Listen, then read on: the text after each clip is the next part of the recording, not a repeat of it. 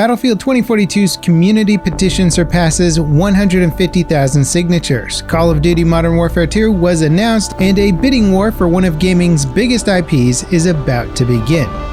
Hey guys, Level Cap here, and Battlefield 2042 has seen some interesting developments this past week. Firstly, the community-run petition, started over on change.org, has amassed over 150,000 signatures from players all requesting a refund on the game, regardless of their preferred platform. The petition attracted very little attention several weeks ago when it was first published. However, in the past few days, the community online has shared it across different social channels with the hopes that it will bring some change to how EA handles refunds on future products. Strangely, the original petition description stated that an experienced lawyer would associate themselves with the movement once it earned 50,000 signatures. However, now it appears that there in fact was no lawyer ready to take on the case. On top of this, the user behind the petition seems to have created it under a fake name. It does seem very unlikely that this petition is going to actually incur any sort of legal action. When it comes to the refund policies of different retail platforms, they each vary to some degree, and the laws behind digital good refunding even differs depending on the country that you live in. For PlayStation, your refund window closes once you initiate the download, unless the game is faulty. For Microsoft, that refund window lasts as long as you haven't accumulated a significant amount of playtime. And when it comes to EA, their refund window is more or less 24 hours since the purchase date, or at least the launch date of the game if you pre-ordered. Many players would argue that Battlefield 2042 is faulty, so it falls under some special circumstances where players should be eligible for refunds even outside of the typical refund period. And of course, all of this is very interesting, but I would imagine EA is probably going to just continue doing what they've been doing, which is issuing refunds on a case-by-case basis. In other Battlefield 2042 news, players are once again upset over the new cosmetic items being added to the game, and in this case, it is the tactical beanie cosmetic reward for this week's mission. DICE has released this item as a classified epic headgear. Many fans are disgusted with this addition, some calling developers lazy, as the beanie seems to be pretty much identical to the one that is worn by the Sundance specialist. In a strange twist, however, according to developers on Twitter, this new epic headgear is in fact that of Haggard from the Bad Company games. And while that nostalgia factor might be there for some, it's certainly gone over the heads of like 99% of the player base. And this beanie is unfortunately just one of many blunders DICE continues to make with Battlefield 2042. Now, as if that wasn't enough negative news for Battlefield 2042 for the week, on top of all of this, lead designer for Battlefield Bad Company 2 and Battlefield 3, David Goldfarb, took to Twitter this week to express his discontent with the direction of Battlefield 2042. Some of Goldfarb's biggest concerns were why some of these design calls were made, why are there no smaller infantry-focused maps for multiplayer, why the player count was bumped to 128, and finally, why the maps are shipping without any detail art. Goldfarb concluded his statement with, "I'm astonished that there were this many mishaps even knowing the obstacles from higher up." He later commented on what he thinks DICE should do with the series, claiming it'd be best to do away with this current game and instead focus on Battlefield 2143, where the team can focus on what made the previous game so good. It's especially interesting to hear these opinions from such a prominent character in DICE and Battlefield's history.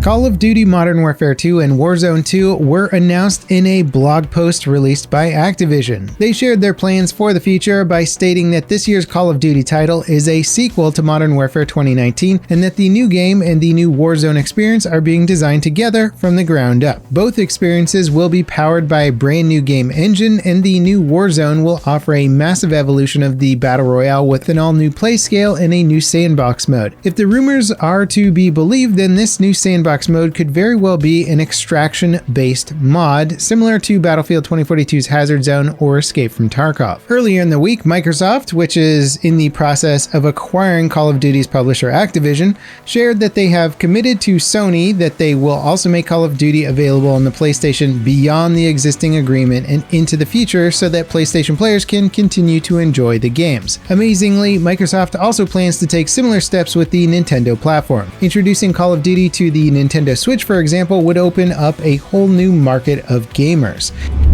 In gaming tech news, the early reviews for the highly anticipated Valve Steam Deck have been released, with many enthusiasts praising the hardware and software experiences, though Epic Games CEO Tim Sweeny had some less than glowing things to say about it. According to Sweeny, Epic Games currently doesn't plan to update Fortnite so that it can run on SteamOS, the operating system used on the Steam Deck. In order to play Fortnite on the Steam Deck, you would need to install Windows on the device.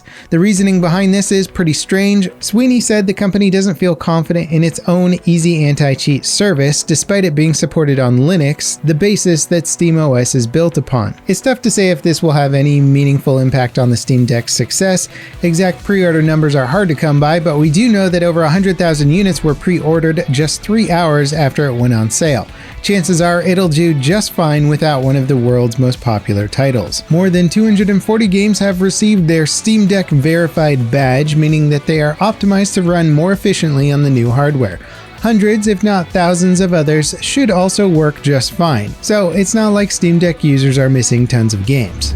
According to a report by Capcom, the infamous Resident Evil 4 remake is going for a much darker tone with a scarier atmosphere than the 2004 original. A lot of the inspiration for this reimagined vision of the game spawns from the scrapped demos from before. The original game's demos were pretty experimental with the Resident Evil formula and certainly struck a much deeper vibe compared to what actually shipped. Apparently, portions of the remake now take place at night areas. Side characters and storylines have been further refined and fleshed out to make the game a richer experience.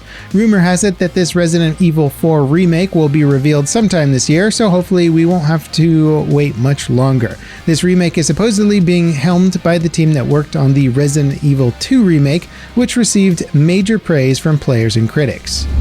J.R.R. Tolkien's The Lord of the Rings movie, gaming, and merchandising rights are about to go on sale. The current owner, Saul Zentz Co., has elected to sell its stake in the properties, which will no doubt bring in plenty of potential buyers. The auctions are scheduled for this week, with some properties being evaluated at up to $2 billion. According to numerous reports, Amazon is one of the prime contenders to buy up these rights after already forking over $250 million to produce its new TV show, The Rings of Power. In terms of gaming, Daedalic Entertainment is already working on a new title based on Golem, while the Lord of the Rings online MMO is continuing to receive updates. Depending on who buys the rights, there's no way of telling what potential gaming content may come from this deal. Nintendo held their Nintendo Direct presentation this week, where plenty of games were shown off and announced. Some of the biggest announcements include No Man's Sky coming to Switch, Splatoon 3, Nintendo Switch Sports, and Mario Kart 8 Deluxe, a version of the game featuring remastered courses from across the series as paid DLC. These courses can be accessed through the Booster Course Pass, which will deliver a total of 48 remastered courses by the end of next year. Just before we get onto our final story of the day, why not tell us your thoughts on the Battlefield 2042 refund petition?